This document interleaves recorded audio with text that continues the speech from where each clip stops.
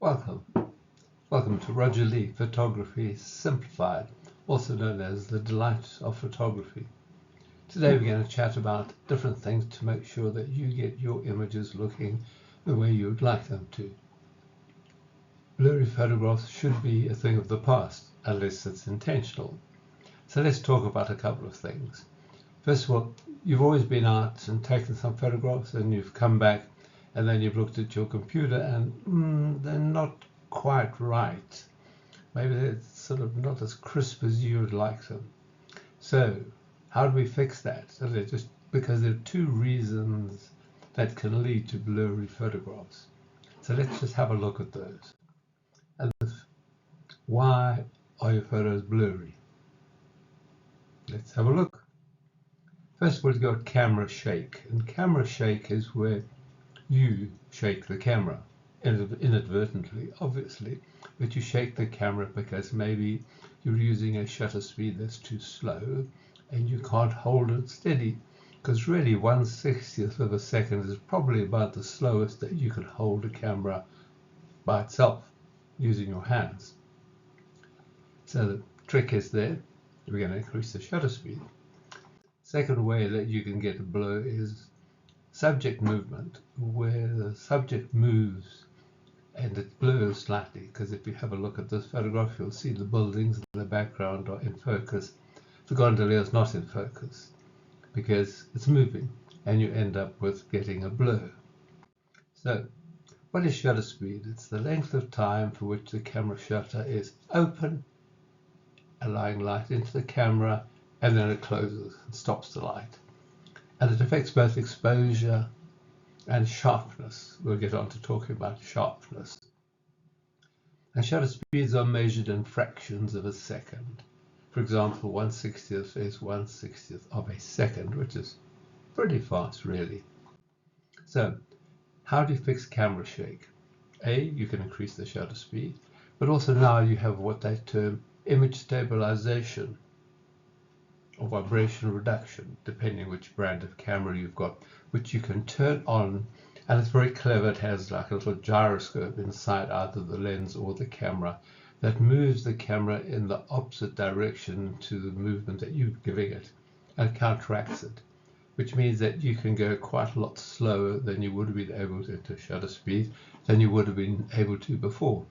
It's really worth experimenting with your camera and working out how it helps you. But excellent advance in photography.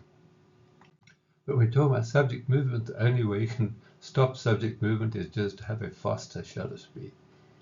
And you need to experiment, because experience will tell you how fast a shutter speed you need to freeze something. But normally it's going to be 1/500th or something of that ilk. But that's the way you fix blurred pictures. Shutter speed. And the question comes, how do I control the shutter speed on my camera? Now, if you're shooting in auto, the camera will control it for you. And all you can do is hope that it's going to be more or less where you would like it to be for the photograph that you're trying to capture. Otherwise, you can select, if your camera allows you to select different modes, you can select shutter priority mode. That means you set the shutter speed to what you would like it to be, and the camera will sort out the aperture to make sure that the exposure stays correct.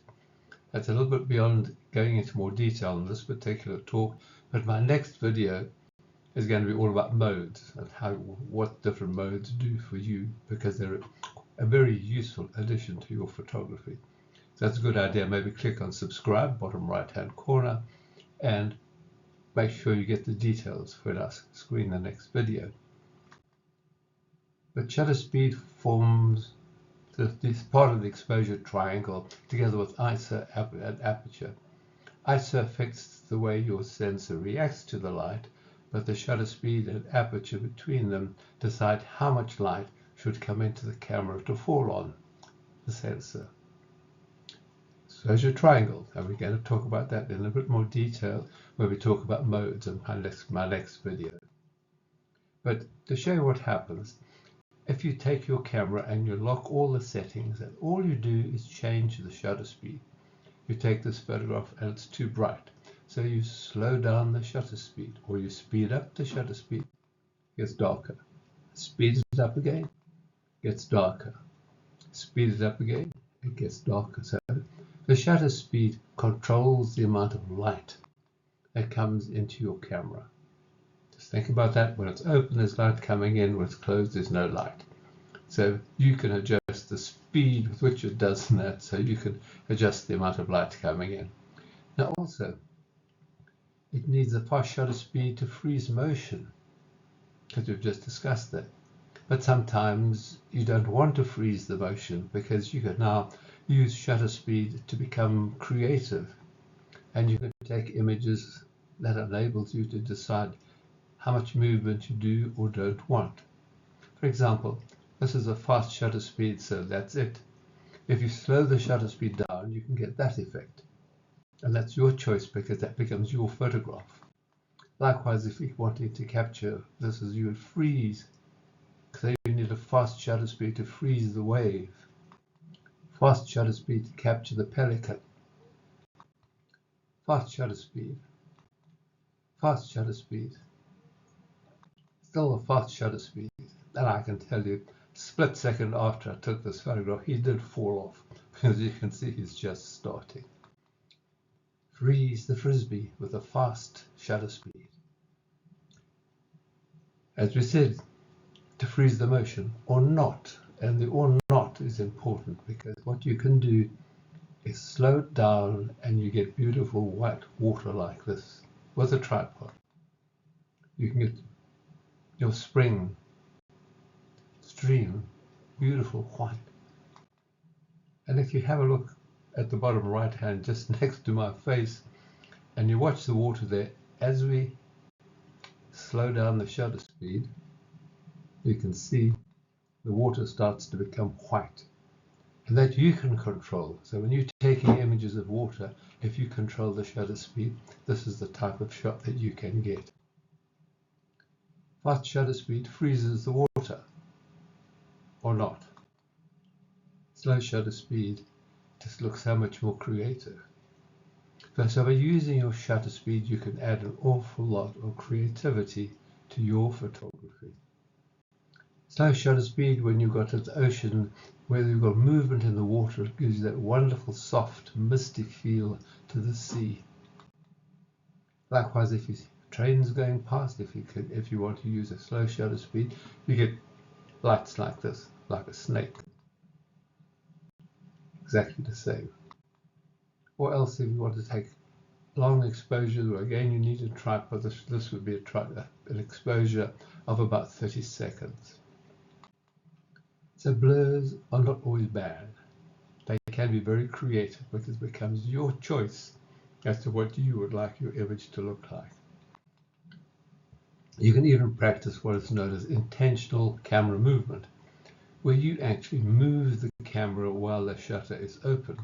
And if you experiment, you can get beautiful artistic looking impressions, and each one is different. Play around with intentional camera movement. You can do this.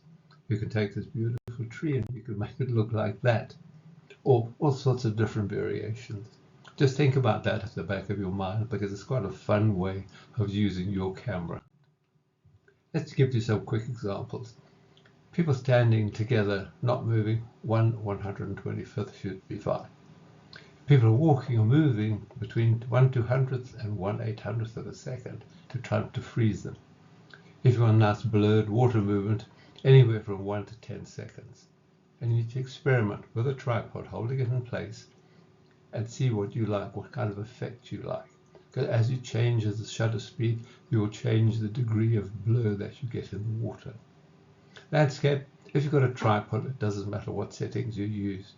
You just set it so it gives you the right result that you would like. If you're doing handheld, as we've discussed, 1/60th and upwards, i.e. faster and faster, will allow you to take that kind of shot. But enjoy shutter speed. It's a wonderful addition. And it can help your photography become so creative. That's part of, as we said, the exposure triangle. So maybe click on subscribe, bottom right hand, and you can make sure you get my next video, where we can have a look at the exposure triangle and see how all the different things work. So please remember, you've been watching Roger Lee, which is really all about photography simplified. We try and make it easy for you to understand, or for beginners to understand, how they can make their images really, really good.